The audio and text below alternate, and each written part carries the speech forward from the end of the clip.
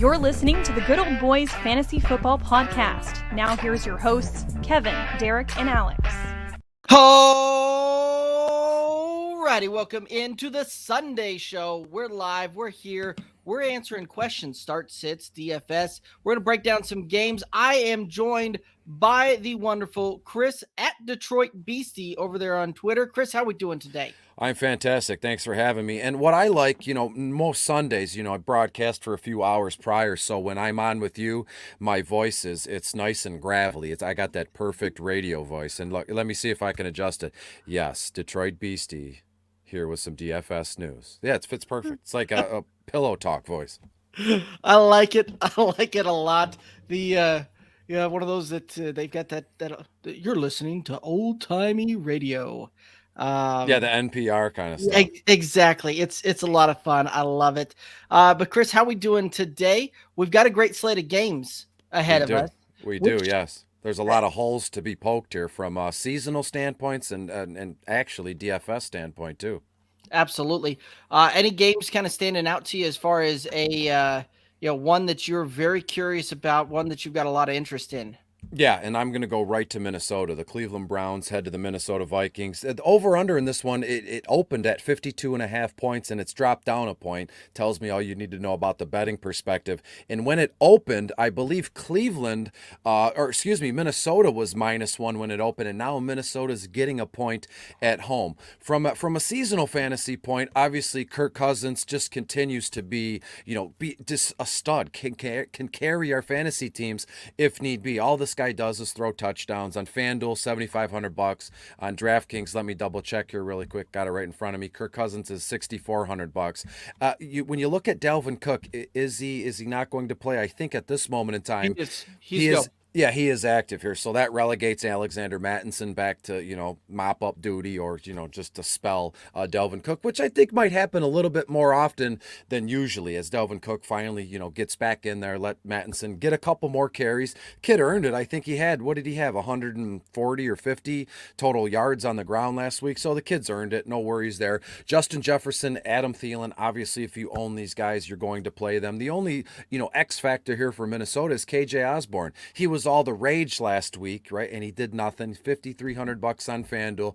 KJ is $3,700 on DraftKings. And by the way, Cleveland is 7th overall against opposing wide receivers. So take it easy with KJ Osborne, I think there is a little bit of leverage to be gained here from a DFS perspective with KJ. Low ownership, everybody. They got burned. They thought he was the play last week. He did nothing. So, all the folks that jumped out of the KJ Osborne bandwagon, let's get in on it there. In terms of the Cleveland Browns, Baker Mayfield, $7,300 on FanDuel, $6,200 on DraftKings. Love that play. I think the DVP matchup there, Minnesota's 27th overall against opposing quarterbacks here. Nick Chubb, Kareem Hunt, which one? It's like the 3-card Monty game. One guy has a good game. I think no matter what way you smash it, Chubb is the play, right? He's going to see double-digit carries. I have him for over 100 yards here. I think right at about 98, so just fall forward one time and bam, you get 100 yards from Nick Chubb there. Odell Beckham,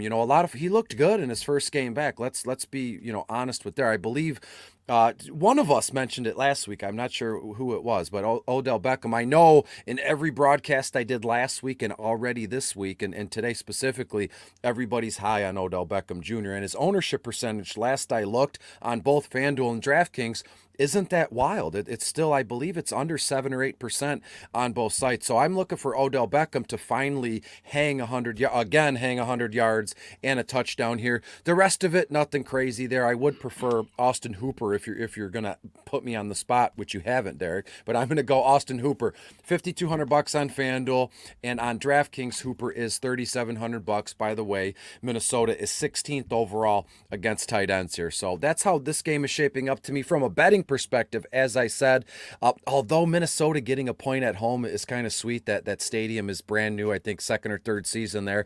I do have Cleveland winning this game, but it's a close one, 34-31. So smashing the over in this one, and I'm taking Cleveland minus the 1 point. So you'll win by literally 1 or 2 points if that hits.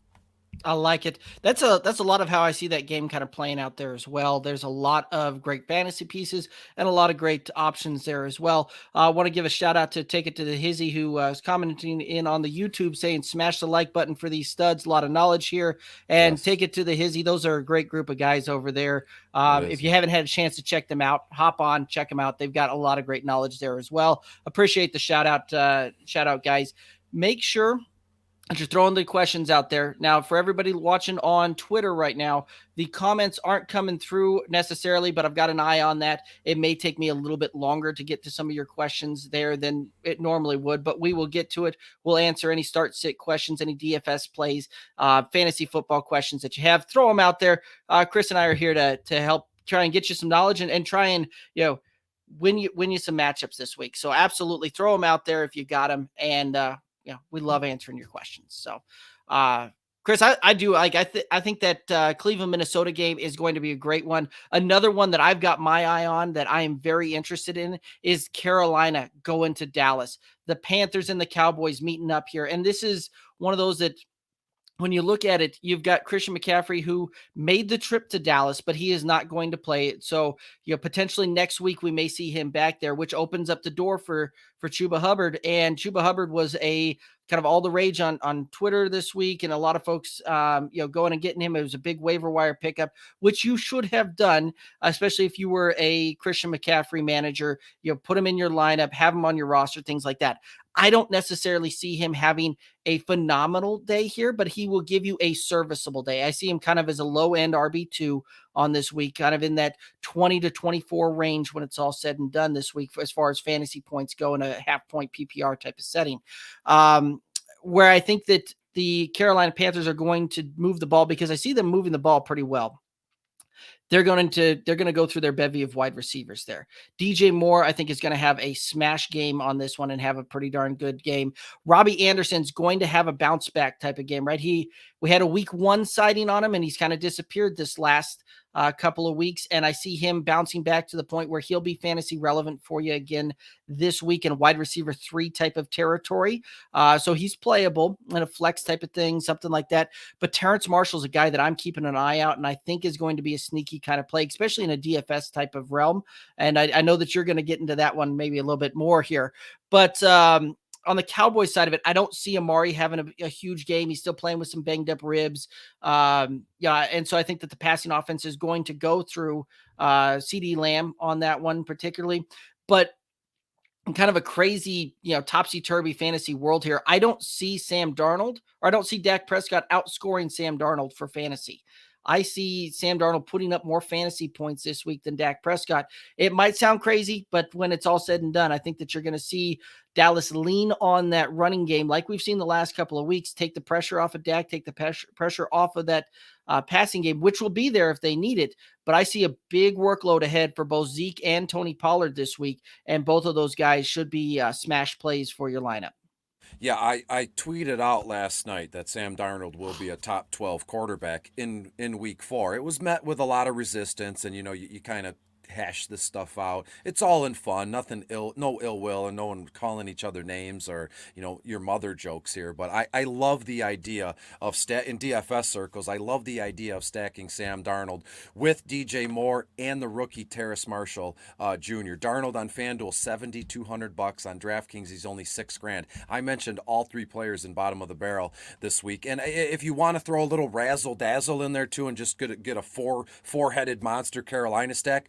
Throw in the rookie tight end Tommy Tremble, only $4,800 on FanDuel. Tommy is only $2,500 on DraftKings, and Dallas is right now they're 31st overall in opposing tight ends. Tommy Tremble, I wrote like extensive rookie kind of perceptions on Tommy Tremble. The kid's tall, he's athletic. Everybody talks about Kyle Pitts. I'm not comparing Pitts and Tommy Tremble here, but look what happened last week. The Carolina Panthers manufactured a play for him, and he found the end zone. He had blockers, and boom, he was in there. So look for more of the same this week against the Dallas Cowboys. And with Sam Darnold, as I said, he's $7,200 on FanDuel. Let me look at my notes here. Only $6,000 on DraftKings. To put that in perspective, Patrick Mahomes is almost $9,000 on FanDuel.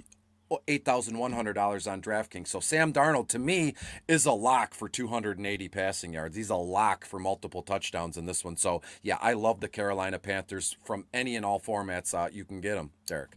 Yeah, and that one there is going to be an interesting game to kind of bet. Like, I think Vegas did a very good job setting the line. Last time I looked at it, was Dallas favored by about 4.5 at home, with the Panther, or with the over under being right about a 50.5 points to it. So when it's all said and done, I see this being a pretty close game, to the point where I think Dallas wins it at home, hands Carolina the first loss in the season. But I think that this is going to be a field goal kind of game when it's all said and done. So, I think a lot of points being scored, and so I'm probably going to take Carolina to cover the over to when it's all said and done there. I know you've got a couple other games that you're keeping an eye on here. What are some favorites you got? Let's go from Minnesota to New York, or as they say, East Rutherford, New Jersey. The Tennessee Titans go to the New York Jets. Over-under in this one is at 46 as it stands now. And I know most folks are going to say, Chris, what are you doing? You're a respectable man. We trust your advice.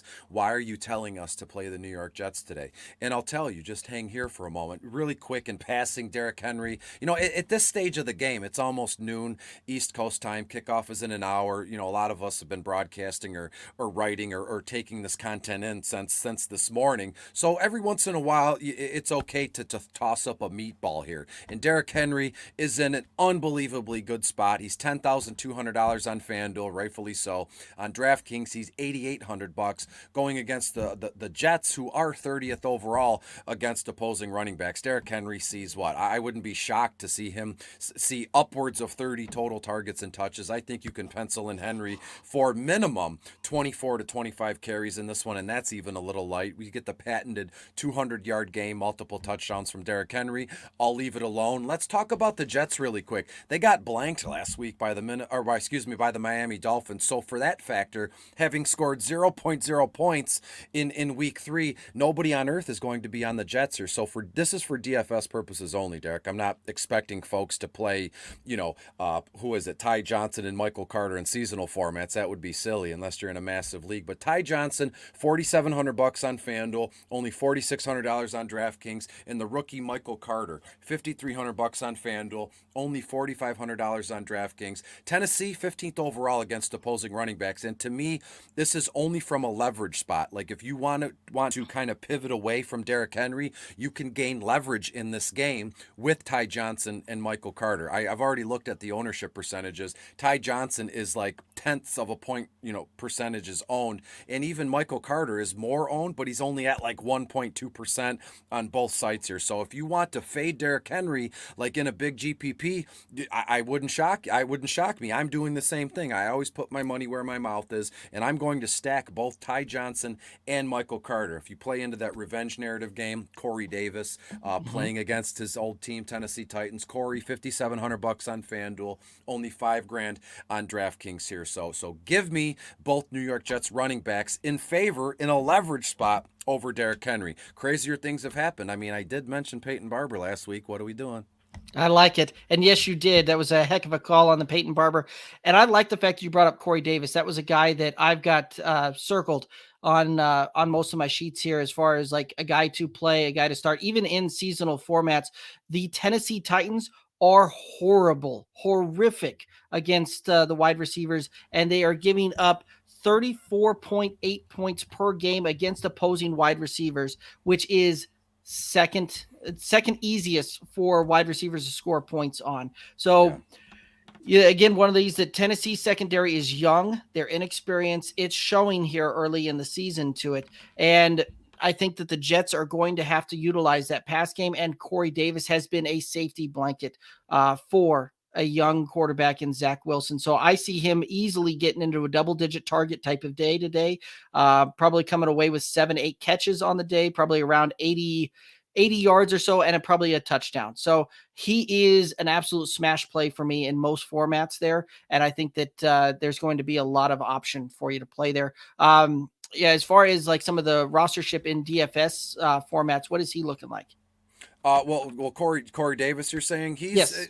just as I looked this morning, and I know the Team Rise or Fall, that their tools are fantastic, and they're going to update that. Probably it's probably already been updated. I don't have it in front of me, but minutes ago when I was live with Mitch, there looking at Corey Davis's ownership percentage, it was like 3%, 3.4% on FanDuel, and it was even, I think it was just a tad higher on DraftKings, 4.2%, which isn't crazy. And to be honest with you, I would imagine in the next hour or so it might fall just a little bit more, because you got to take into account a lot of folks edit last minute. You get thousands of folks who edit their lineups. They just reserve a spot and then they edit 20, 30 minutes before kickoff here. So I fully expect Corey Davis to be under, I would say 3% on FanDuel and just under 4% on DraftKings. I like it. And that's a guy that I'm very big on. We do have a question coming in from, as soon as I can hit the button right. Cash's Stylist over on YouTube. Welcome back, Cash. We've I've seen you on the show before. Hi, guys. Which tight end this week? He's got Knox, Hunter Henry, Tyler Conklin, or Jared Cook. What are your thoughts here?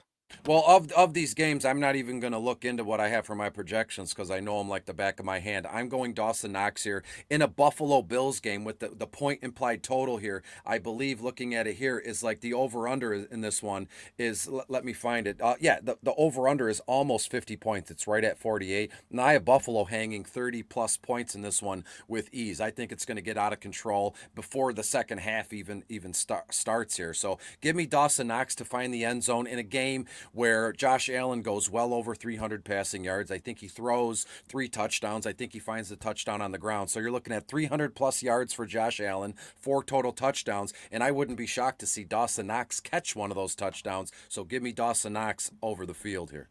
Yeah, and that's where you're talking, because these guys are all going to be touchdown dependent type of tight ends there. I don't necessarily like the matchup that Hunter Henry has. Plus, you've got Jonnu Smith there. That those two kind of cannibalize each other. Plus, that New England passing game hasn't been great. Tyler Conklin, while he had the big week the other week, I don't see that necessarily continuing. And same thing with Jared Cook. I don't necessarily like the matchup. The Raiders have been fairly good against opposing tight ends. So I'm going to go with the same thing that you're going with, Dawson Knox. I like him and his opportunity to score a touchdown more than I like the other one. And these guys are touchdown dependent for me. Cash, thanks for the question. Thanks for tuning in. Always a pleasure to see you here. Alrighty. So next game, I believe that's on me here. And I'm going to come to my hometown team, the Denver Broncos. Oh. They are seeing a team from Baltimore roll in. So the Ravens coming to Broncos country here.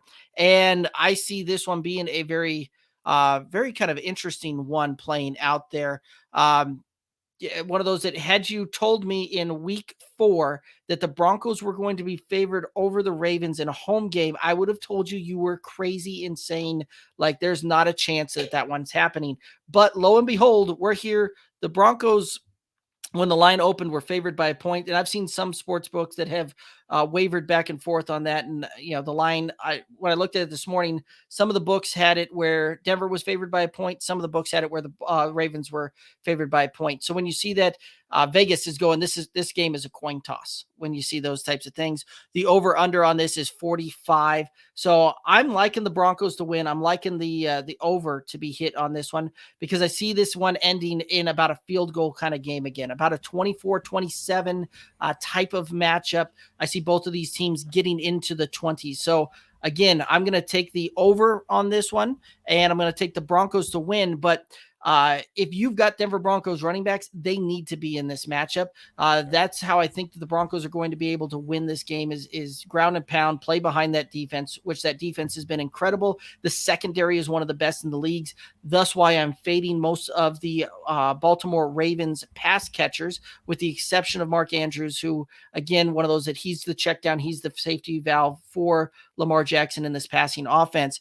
But that being said, I'm not necessarily smashing the yes button on any Baltimore running back in this game either. They activated Le'Veon Bell. Devonta Freeman saw probably more touches than he should have last week. It's one of those that you're not seeing Baltimore decide on a running back, and they're trying to play a full running back by committee. And I think that it's hurting all of the running backs on this. Lamar Jackson, though, I think should have a big game. While not necessarily through the air, I think he's probably going to be maybe around 200 total yards in passing. He'll probably be close to around 100 yards on the ground when it's all said and done there. So lots of interesting things there. Any thoughts on this one? Yeah, no, I'm with you in terms of the Denver Broncos. This was a game, like before we went live here, this is the one I wanted to talk about, but I gave it to you since it's I appreciate that. Your hometown team here. I think Denver wins by a full touchdown here. I have the final being Denver 24-17. So you're telling me I can bet Denver +1 and I have them to win outright. This game, the Denver Broncos here, they're anchoring a pretty nice parlay that I have going on the sports book right now. And in terms of the player perceptions here, I love Teddy Bridgewater from a DFS perspective. He was also mentioned in bottom of the barrel. Teddy Bridgewater, $6,800 on FanDuel, only $5,700 on DraftKings here. Baltimore's not that scary on defense as it stands right now. They're 28th overall against opposing quarterbacks here. So I love the idea of stacking Teddy Bridgewater in some sort of 3, even 4-man monster here. Teddy Bridgewater, Javonte Williams, Cortland Sutton, and Noah Fant here. Fant's $5,700. Tim Patrick, if you wanted to swap in Sutton or Tim Patrick, wouldn't fault you. I'd prefer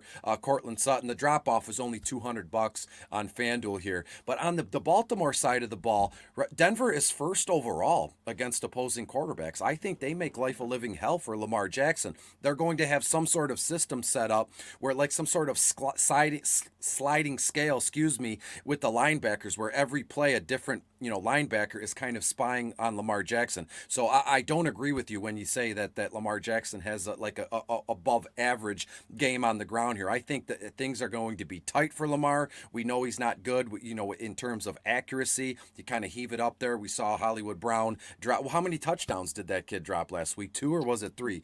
Something along those lines.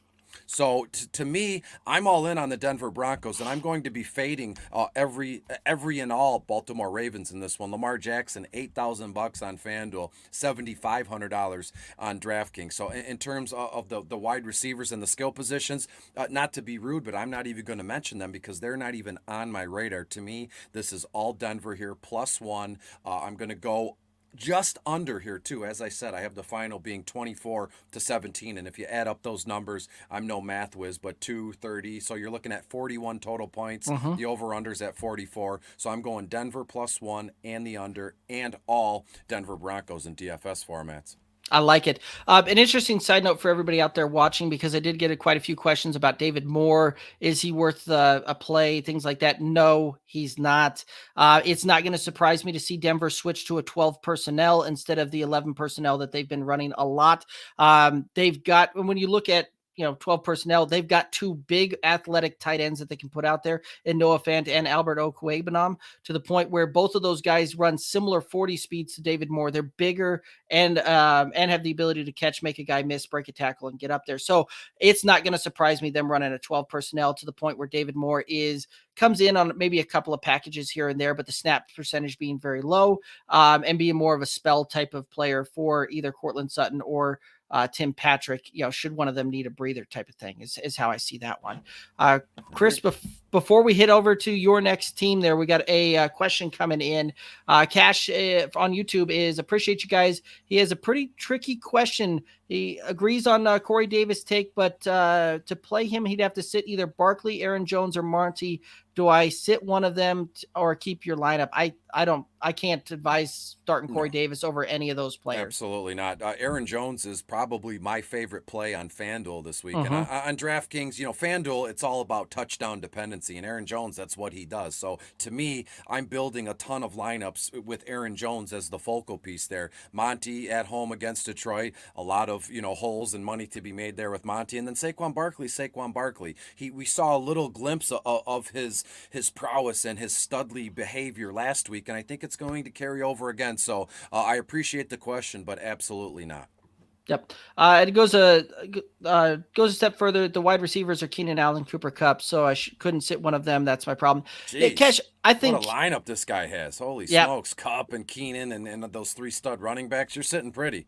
Yep. I've seen, Cash is chimes in on a few of these episodes here and there, and we appreciate your viewership. But yeah, absolutely stacked team, and just making a march through through their league there. So absolutely terrific job there. But yeah, I think you've got your lineup set pretty well there, and Big time. I would hold pat.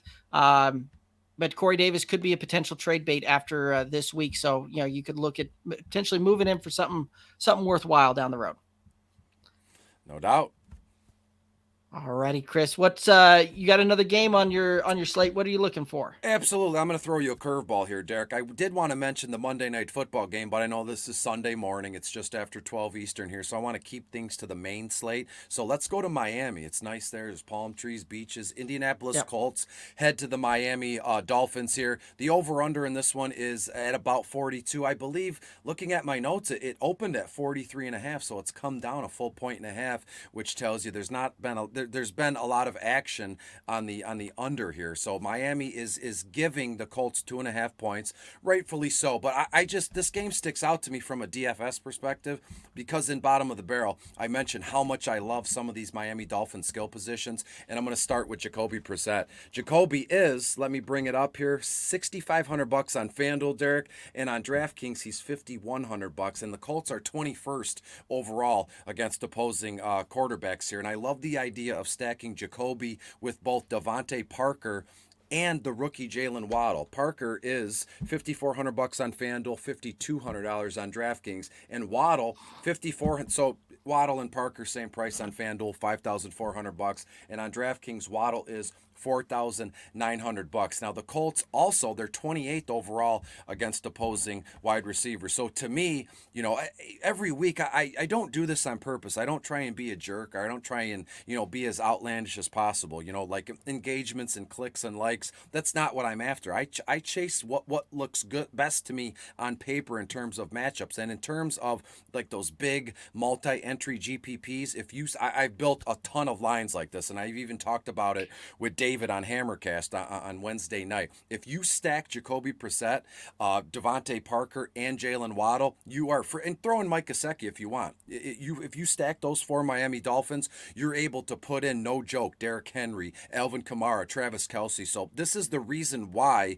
bottom of the barrel was made. This is the reason why I love DFS. All these strategic moves. Where can I fit these players in? And to me, the Miami Dolphins are my favorite stack of the afternoon here. So get in on these Miami Dolphins. In terms of the game here, obviously, I'm leaning towards the Miami Dolphins here. I think Miami wins this one. I think that they don't hang a ton of points. I mean, 27, 28 points would be great against the Colts, like 21 or so. So I love the over in this one, and give me all the Miami Dolphins for DFS perspective. Gotcha. I like it. I've got a little bit differing opinion on this one because I do think that the Colts are actually going to win this one by about a field goal. I've got the over on this one. I've got the Colts winning this one, but I think that it's going to be the Colts relying on the ground game, even though Quentin Nelson is going to be out on this one. He just went to IR. I still see the Colts being able to establish a ground game on this one. Look for Jonathan Taylor to finally have kind of that big game that we've all expected out of this one. Miami is giving up a ton of points to opposing running backs, but I do absolutely love every one of those Dolphins plays that you were mentioning there. Love especially Jalen Waddle. Like it looked like Jacoby Brissett was looking towards him early, and he throws a great deep ball as well. So I love the fact that you went there with that one. I think in a perfect world, and I've already done it, so that Miami stack, all four players or three of them, I love the idea in the same game, then throwing Nyheim Hines in there as well. As you said, Miami gives up a ton of points to opposing running backs. Absolutely, they're 31st overall in that category. Jonathan Taylor, $6,600 on FanDuel. DraftKings, he's $6,300, and Nyheim Hines is cheaper. Nyheim Hines is $5,300 on FanDuel, and he's only $4,900 on DraftKings. So look to me on DraftKings, Hines is very much in play. On DK, I believe it's a full point per reception, and I could see a case here where, Derek, if I'm not mistaken, Jonathan Taylor, he's a little banged up, might be a little sore. He's playing, he's active, but I'm saying that they might get Hines more involved in the passing game. So for that fact, I love Brissett, Parker, Waddle, and Nyheim Hines in the same game, and we can move mountains with that stack on FanDuel, I'm telling you. Yeah, I believe it. I was looking through that earlier as well, and I love that play. So I'm glad you brought that one up. I wasn't, you know, you're more bullish on than I am when it comes to putting multiple stacks on there. But I love that strategy, and after listening to you talk to that, like I'm gonna go back through and I'm gonna change a lot of those Yeah. things. You say bullish, I say decisive. I'm a very decisive man when it comes to fantasy football. I like it. I like it. So the last game that I want to touch on is going to be Tampa Bay and New England, right? Like this is a matchup that folks have had circled for a long time on this one. Brady comes back to Gillette Stadium, comes back to New England on this one, and there's a lot of intrigue besides just the narrative of Brady coming back versus Belichick versus the old team versus the place that he won 6 championships and is coming off a fresh championship down in Tampa Bay. A lot of storylines, a lot of narrative there. You've also got a lot of that with Gronk sitting out. This was one that was even going to fuel that narrative even more with revenge game type of thing going on there.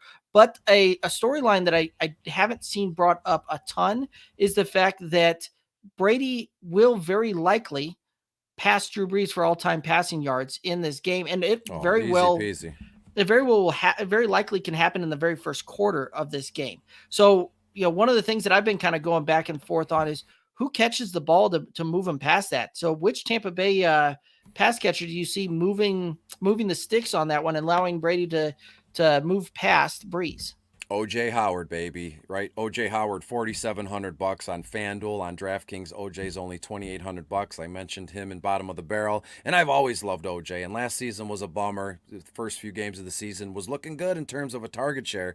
Then I think he hurt his knee and he was out for the season. So specifically, I'm sure that there's some bets on this in Vegas. I know I saw them, and there's no money to be made with Chris Evans or Mike Evans, Chris Godwin, and even Antonio Brown. So let's sneak in the back door there. OJ Howard catches the passing. Maybe it's a touchdown. That's how Brady's career has been. I mean, it's all been sunshine and rainbows for TB12. So he breaks the passing record on a touchdown in Gillette Stadium to OJ Howard.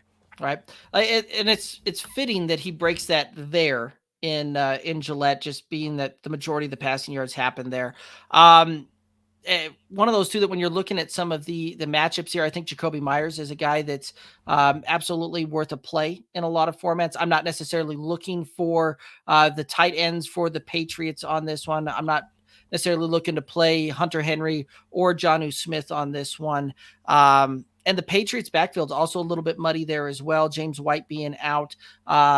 Damian Harris did not look great against the New Orleans Saints last week. And this could be one of those that you start seeing Ramondre Stevens maybe mixed in a little bit, JJ Taylor maybe mixed in here a little bit, and we see more of a New England kind of thing when it comes to that running back room. So I think Damian Harris will get a decent workload, but I'm not necessarily looking to lean on him in any format. Same thing on the Tampa Bay side of things. I think Antonio Brown has a big game. I think this would be more of a Chris Godwin type of game than a Mike Evans game. But I could see Mike Evans getting a touchdown, making a big play somewhere in here. But this is not one of those that I'm necessarily looking to lean towards a lot of these guys for fantasy purposes. Any other thoughts here? No, to be honest with you, Derek, I mean, I already recorded and published my Sunday Night Football DFS video, right? And that was just about the extent of the research because seriously, when we're done here, I've always been open and honest. When we're done here, I'm turning everything off. Phone, computer, I'm not doing anything. I'm going to put my feet up and I am very much looking forward to watching this game. This game is going to be the highlight of my season so far. It's going to be fantastic. So in terms of a DFS perspective and a betting perspective, I don't have any skin in this game because I'm just so connected to it from a fan perspective, from a storyline perspective. I mean, this has all the makings of a Disney movie or like an after school special. The way this thing is lining up here. Tom Brady leaves New England, wins a Super Bowl in his first year. He's going to break the passing record back where it all started. I mean, that you can't write a Hollywood script like this game is in here. So I'm going to stop and I'm going to take it all in, Derek. Absolutely. I love it. Well, Chris, I do believe that that's going to bring us towards the end of this thing. If there's any other last second questions, get them in here before we wrap up and we'll help you out where we can. But I think that that's going to take us down to the end of it. Chris, any final thoughts out there for the viewers and listeners? No, thanks for having me. Make your decisions now. Hopefully, you've already made them. Have fun, enjoy yourself. I said that last week, and I'm going to continue to say it each week. Let's stop. Let's smell the roses. Everything we're doing it's all fickle. It can all be taken away in the blink of an eye. So, shout out to Fantasy Pros. We wish Mike Tagliari and his family the best. I'm just saying that what we do here is not that important compared to regular, real day, everyday life. Our friends, our family, those people are what's more important. So tell folks how you really feel. Don't leave anything unsaid, and just enjoy week 4. So thanks for having me, Derek. Absolutely. And I very much appreciate you hopping on here every Sunday with me and us going through this. It is one of the highlights of my week, and I really enjoy being able to do this with you every single Sunday. So that being said, guys, make sure you're turning back in on next Sunday. We go live 11:45 a.m. Eastern time. Help you guys mix and match your lineups, help you guys start sit questions, DFS plays, all of that kind of good stuff. But yeah, I think that's going to take us to the end of it. Chris, any final thoughts as far as food choices for today? I know that I'm going pizza and wings like I always do. My mom is making lasagna, as I told you. I was going to go to Taco Bell, but I know if I went over and picked up the lasagna and I said, Mom, I'm kind of full. Well, what'd you have, Chris? I ate Taco Bell. She would just absolutely hit me over the head with a rolling pin. She's like a 5-foot Italian woman. So I'm fasting right now in favor of the lasagna that's coming any time now. Absolutely. Love lasagna. Love it. I think you're going to eat better than I am today, and I'm a little envious, but I like it. I love it. Guys, we'll catch y'all next week. I'm Derek. He's Chris. You can catch him at Detroit Beastie on Twitter. Thanks for tuning in, y'all.